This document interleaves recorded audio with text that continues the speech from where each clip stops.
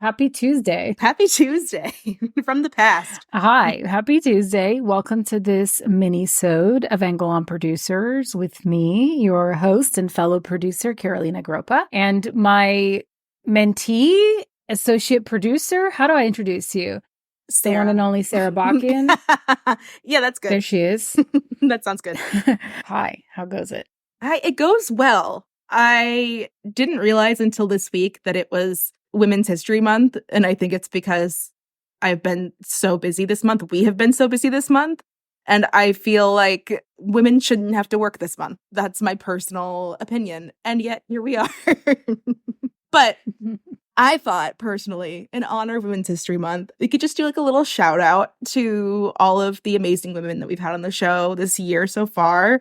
I have loved editing these episodes. They've been super insightful for me on a personal level, and I have just thoroughly enjoyed every moment of them. So shout out to anyone listening who's been, a recent guest. It's been an honor to hear your words of wisdom. And you, Carolina, you were a guest on a very cool panel that we have not talked about yet, but you post about it on Instagram, and I knew about it when it was happening. But you were on a panel.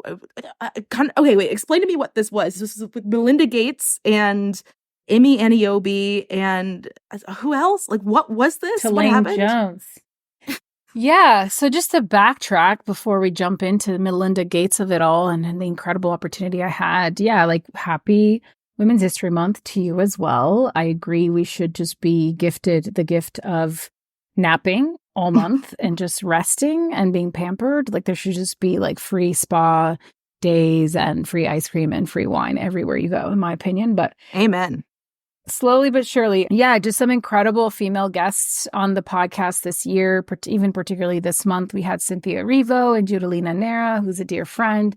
Just women that really inspire me. And I'm inspired by so many women in my life. These are just two that I happen to like record a conversation with. But it's such a nice reminder of the work and the advocacy that so many are doing. One of the things I said in the conversation with Melinda is that I feel like we're all making these little ripples in the waters, but we really need a tsunami to make the changes that we want to see. But at least I'm grateful that there's many, many individuals, not just women, but people who advocate for a lot of the things that I talk about on the show, who are out there with their own versions of the ripples that they can make within their own bandwidth and access and circle of influence to be a part of like changing the tides, to keep on that metaphor. Though I don't even know if that makes sense, but still, really amazing sort of once in a lifetime opportunity, which I hope becomes more of the norm instead of the outlier. But I actually got connected to Pivotal Ventures, which is a company that Melinda founded in 2015.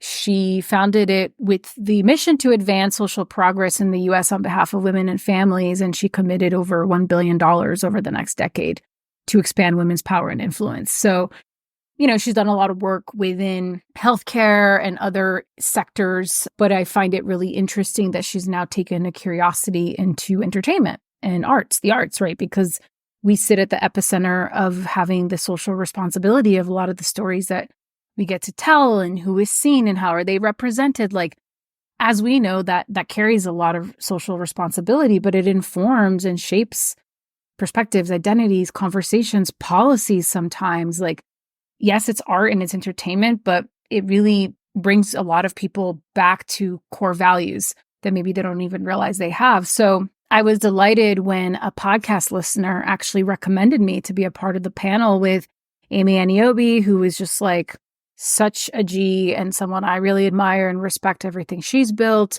She's got her own company, Super Special, but obviously she came up also writing on Insecure, writing and directing, and is just a brilliant voice in this space herself. And Tulane Jones, who I actually didn't know very well, but she's been running Array, which is Ava DuVernay's company, for a long time and has been there from the jump helping Ava build what she's built. So it was really an incredible hour to get to spend with these two giants of our industry, these women of color, and sharing a table with them and Melinda Gates to really dive into like women who advocate for DEI, diversity, equity, and inclusion, how we do that within our respective lanes of the job, of Hollywood, how successful we've been, what the bottlenecks still are. It felt like she really wanted to just have like a deeper understanding of what actually it is versus the optics that Hollywood likes to present. And I think many could say, well, you had Barbie and there was Taylor Swift and Beyonce. Oh my God, women are crushing it.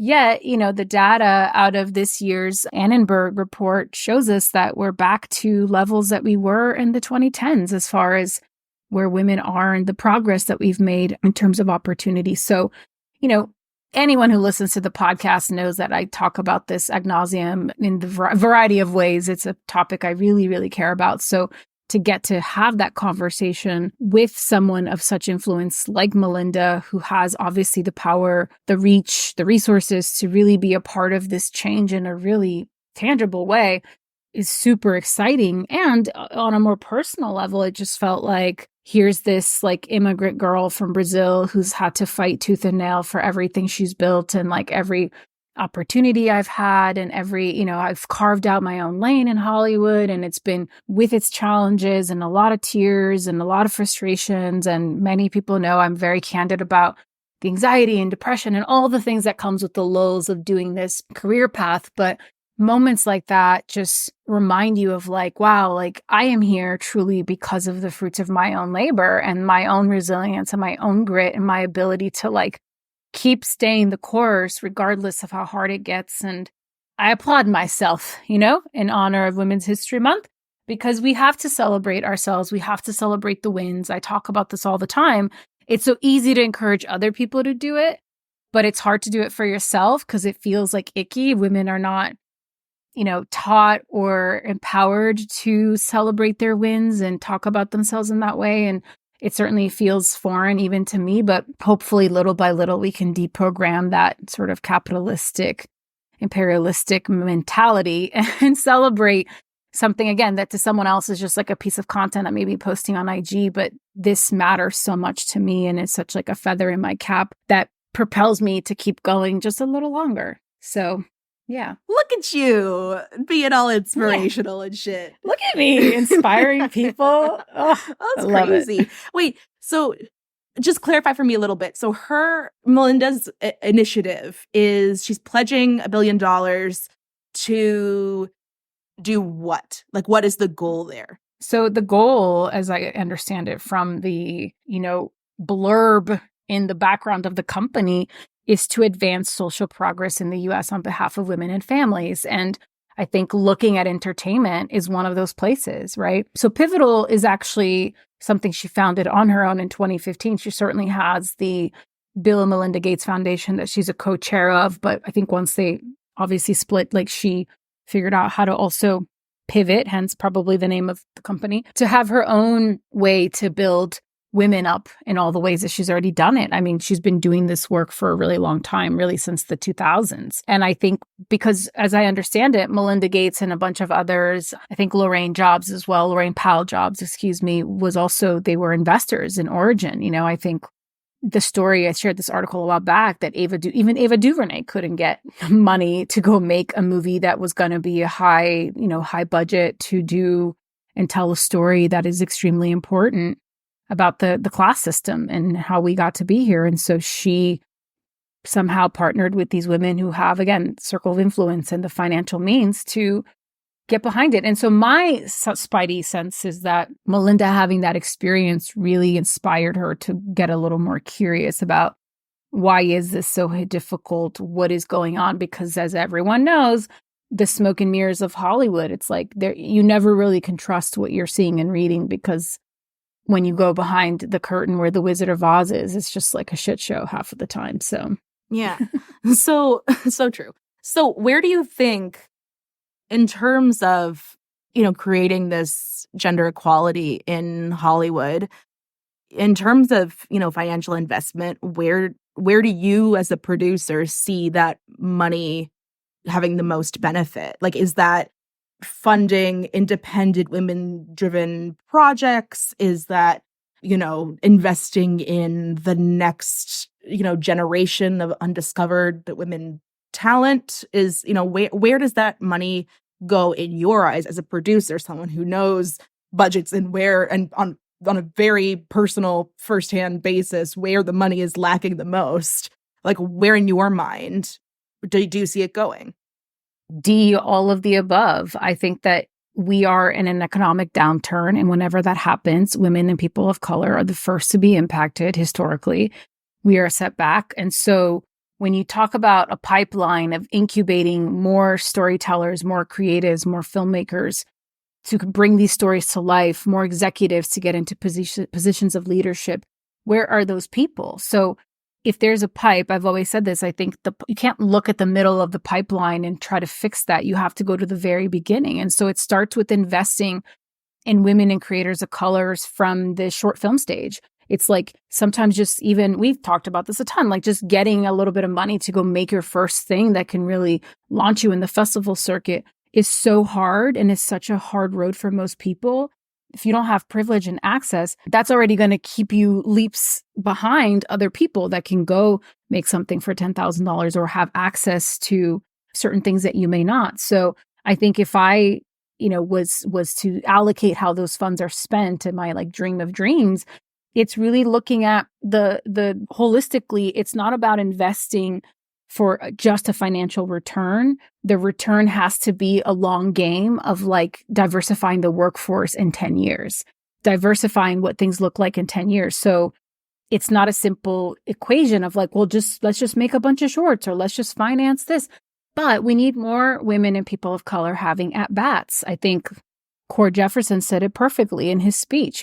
That was his first time making a feature, yes, but also he'd been working as a successful television writer for some years, Wasn't like he just was discovered and made his first independent film and here he is on the road to the Oscars. That can happen, but that's like play the lotto. It's the same thing, So how do we find more Cords, more Isas, more Amy Aniobis, more of these people early in their career and give them not just money, because that's not enough, give them the education, the financial literacy around this, empower creatives to understand the business, how it's changing, how to make smart bets on yourself, how to tell stories that still fulfill your creative vision for what you want to do, but then actually can be viable in this current marketplace. So that's what I think is like where that money would be best spent. And that's, again, a very micro, very quick answer to that question. I could talk about it forever, but I think that's one way that kind of support could really change the game. And it won't be something you see in a year. It's going to take 5-10 years for us to look and go,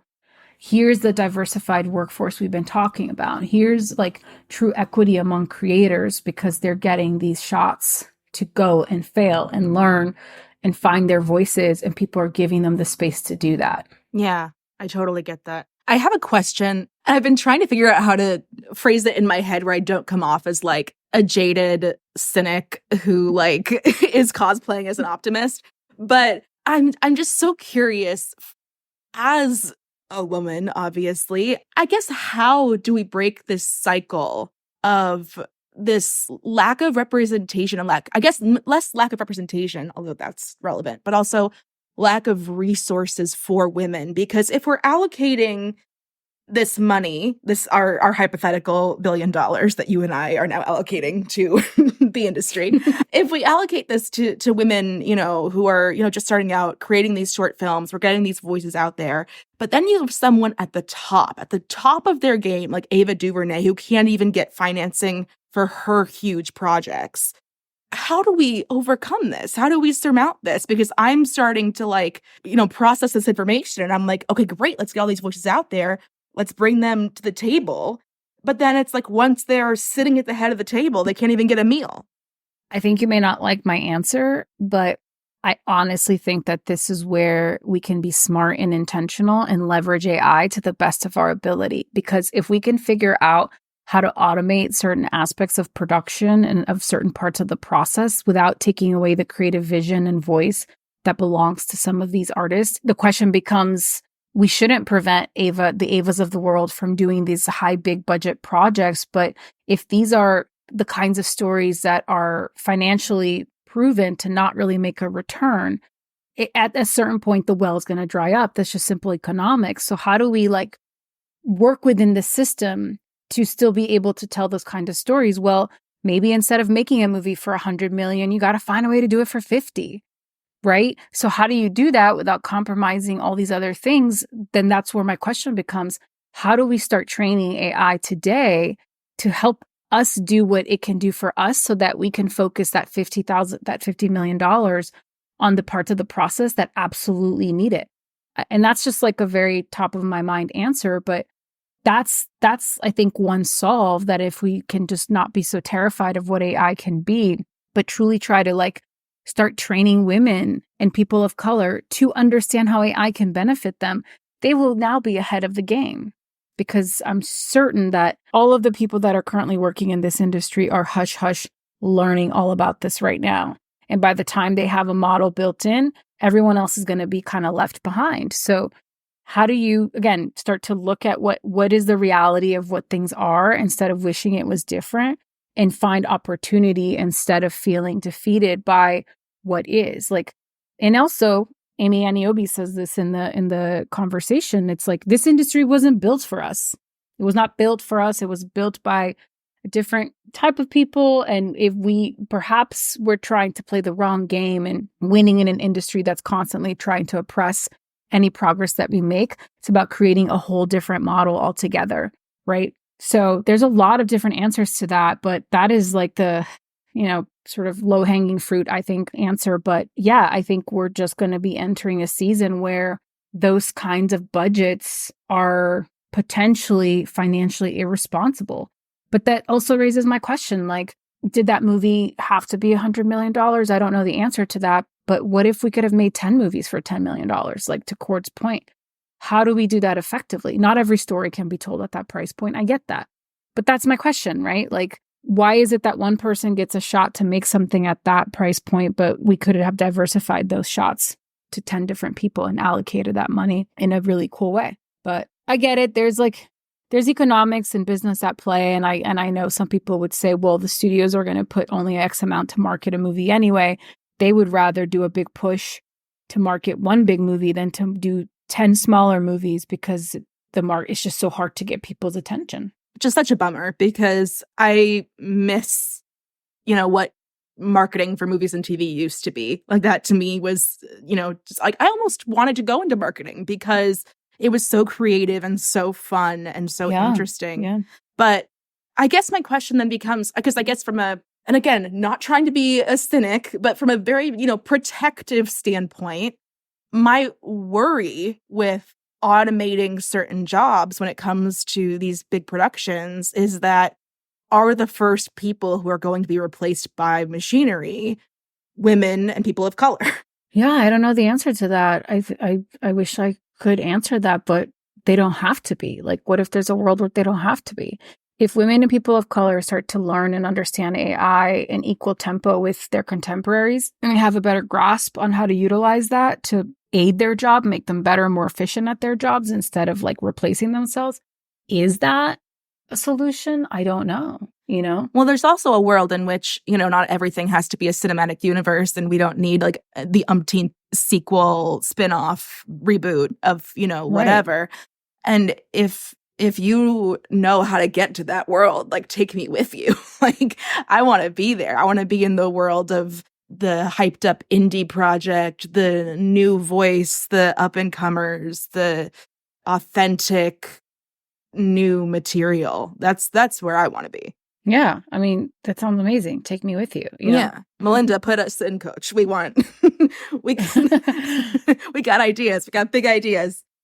Oh, what a cool experience. I'm so thrilled that you got to do that. Yeah. I feel like what a conversation that, to be frank, all of us should be having, if we're not already, Yeah. And I also think there's this sense of like, everyone wants to transform in some way, but nobody really wants to change, because change is hard and scary and takes time.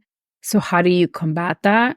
Like, when you're dealing with a business model that has been lucrative and worked for so many years, for so many decades, for so many other people, what propels the people at the top to find new ways of doing things? It doesn't. Like, it takes the little people on the ground to be like, this is an injustice. It really is like David and Goliath. It takes trying to figure out other ways to like take down the big bad wolf. But, It's like we need simultaneously people storming the castle and being inside the castle as we do people on the ground coming up with what is the next thing. You can't just go burn it all down.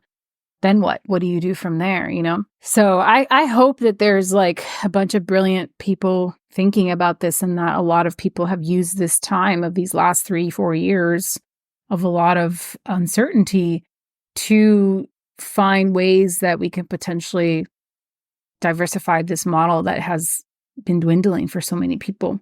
So yeah. Well, give me a picket sign and a, javelin. I'm ready to I'll go wherever I'm needed. I'm ready for some change. I mean, a question for you though, as someone who is of youth and vigor and still, has vitality and a vibrancy in their eyes. No, I do wonder, like, for younger people who are looking to enter this industry, if you watch everything that's happened over these last 4 years, what still propels young people to want to get in and do this work? What propels you? Well, it's a lot of things, and you may not like this answer, but fame. Oh my God, no, please no. No, it's a few things. One is that for me personally, I have just a deep-seated fear that I will regret leaving if I leave. For my entire life from youth, like, I always knew like I was meant to do something big career-wise. And that's still my number one priority, like above a family, above owning a house. Like if I had other financial priorities, like I think I'd have to leave. There's just no other way around it. But because I am lucky enough to come from not a wealthy family, but a family who is able to help me make ends meet when I can't, I am fortunate enough to be able to stay in LA when there's this huge contraction. And the work has dried up. There's nothing for, like, almost every assistant I know is not working right now.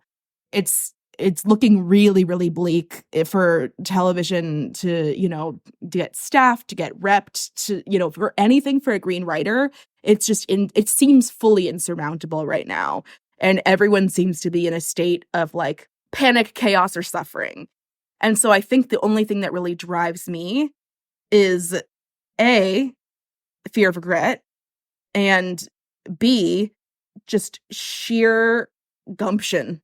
Just like I am now determined to prove a point, whether that means like, if I'm living in a dog kennel in the middle of the Hollywood Boulevard because I can't afford my rent anymore, which is coming sooner than I think, like, come visit me and I'll give you a copy of my newest pilot. Like I'm going to be doing this until I physically can't anymore. And that could be sheer stupidity, but I think it is the combination of that white male confidence along with having financial support that is what makes people successful in this industry. I don't even think it comes down to talent. Yeah, no, it really doesn't. It's that tenacity and your ability to weather all of this stuff. But I think that's great. Look, I think that that's the time in your life where you have to have that gumption about anything. I mean, that's how I felt in my 20s. That was like the only priority I had and the only thing I cared about, And I don't know, some would say it paid off. It depends on the eye of the beholder, you know what I mean? Like, so no regrets there. But yeah, I think it's great to have people like you who still have the energy to like keep fighting it. We need new people like that coming in, bringing that youth and vitality. I don't mean that like in a like disparaging way, but like this is just such a marathon that it requires that new energy of people coming in still with excitement and enthusiasm for possibility and all of that to remind the people that have been here and have been beat down quite a bit by it all, like the why, you know what I mean? Like how we all came to this with that kind of like, not stars in our eyes, like delusion, but just like this excitement and this thrill for why this matters, why stories matter, why this work is important, why we have to keep pushing forward. And we can't just go, all right, well, this is just what it is, because if we all do that, then they win. Exactly. I think, that's the other part of it is like, I'm very competitive. Yeah. Like so I gotta be in it to win it. Yeah. I'm not going to roll over. Like if you want me out of the industry, you're going to have to kick me out, and then I might scale the walls to get back in. So we're just going to see. I mean, hey, ask me again in 10 years when I'm, doing something completely different with my life. And I'm like, oh, I remember when I was a young assistant and getting paid scraps working for the worst people in the world. You excluded, of course. Yeah. It's part of it. That's how you, start to get that grit, that thick skin, unfortunately. It's part of the, what's the word? Like being a part of the tribe. Yeah. It's the circus. Paying your dues, right? Yes. Paying your dues, literally, with your sweat. And at the very least, if nothing else, I will have some amazing stories to tell on a front porch stoop to the neighborhood children one day. Yes, you will. You'll just do it through like augmented reality. Like you won't even be there. You'll just be a hologram anyway. Long after I'm gone, my legacy. Let's go visit the neighborhood hologram who tells those horror stories about Hollywood. But look, I know, just to wrap it up, like I know it can be easy to get into that doom and gloom place, and I certainly get there myself. And the AI of it all is scary. All of the uncertainties are scary. But what does inspire me and what does like propel me is how many women I meet on the show, off the show, how my days are really spent talking about this, truly like in trying to find solves for this and being in collaboration and conversation with other women and some men who are allies to the cause, who see the value and like remind us of the progress we've made and what's still possible. And that makes me feel like it's all worth it at the end of the day, even if like we don't get to see the kind of progress we want in this lifetime, at least you're part of the movement, and we can only build, like, it's like you're laying down bricks to build a bridge, right? And there's so many people that have come before us, Jane Fonda, who have like really laid down this foundation truly. And I feel like sometimes we're getting close to finishing that bridge to get to the other side. So if we stop now, it's all going to fall apart. That's kind of how I feel. And that's kind of what, when I get down, I just let myself feel those feelings, but then I come back like ready to continue to just lay down the foundation, because what else am I going to do? I don't really have any other alternatives. Like I want to, like, similar to you, it's like I want to say that I did everything I could in the time that I had, and that I was a good person along the way and helped other people. So I think it's that. And I think if more women can leverage their names and their star power to help bring up other women, that's another way that we can start to make that progress and get some of these green people, propelled in the right direction. So I would love to see more of that personally. Well said. Well said. Well, happy Women's History Month. And I'm super grateful for you and all of the other women mentors that I've had in my life. And Melinda Gates. Why not? She's amazing. I mean, everyone who comes on the show is my secret mentor. I have like almost 100 of them. They just don't know it. No, I'm so grateful for the show. I'm grateful of all that it brings me, what it's taught me, the amount of incredible people I've gotten to meet who listen to the show because of the show. It's like this really cool symbiotic thing. But also very grateful to you to be on this like life journey with me and rolling in all the things and just trying to help us keep this going, this goodwill that we do for our community so that we can stay sane and stay the course. I'm here, ride or die. I got you. Appreciate it. All right. Well, if you don't subscribe to the show, please do. If you're not subscribed to the newsletter, please head on over to angleonproducers.com and sign up. And of course, if you are able to join our Patreon, please head on over to patreon.com/angleonproducers and sign up and join if you can at any tier so that we can have the financial means to keep this going and keep bringing you this amazing content. So thank you so much. We have a very cool event coming up this weekend for our Patreon top tier subscribers. We have a coffee corner where you have access to myself and Carolina to ask us, but mostly Carolina, any, pressing questions you may have. I'm here for good vibes. Yeah, great. Good vibes. So come on over. If you're part of the Patreon, join us this Saturday. Love to see you and hear from you.